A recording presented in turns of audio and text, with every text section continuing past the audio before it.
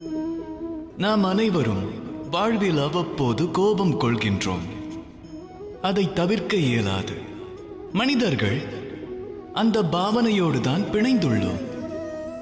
ஆனால் அந்த கோபம் ஏன் உருவாகிறது? அது பற்றி சிந்தித்ததுண்டா? எப்போது நாம் கோபம் கொள்கின்றோம்? நமது இச்சைக்கேற்ற ஒன்று நடக்காத போது, ஒருவர் நம் வார்த்தையினை கேட்காத போது, வாழ்வினில் தோல்விகளை சந்திக்கும் போது. ஆனால் இந்த நிலைகள் அனைத்திற்குமான ஆதாரம் ஒன்றேயாகும். எவ்வகையிலாவது ஏதாவது ஒரு நிலையில் நாம் பலமிழந்து இருப்போம்.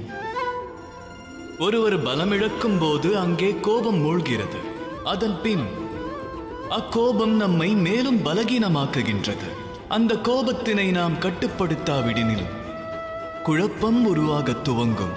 அதோடு அக்குழப்பத்திற்கு தீர்வு காணாவிடில் விவேகமிழந்து கவலை கொள்வோம்.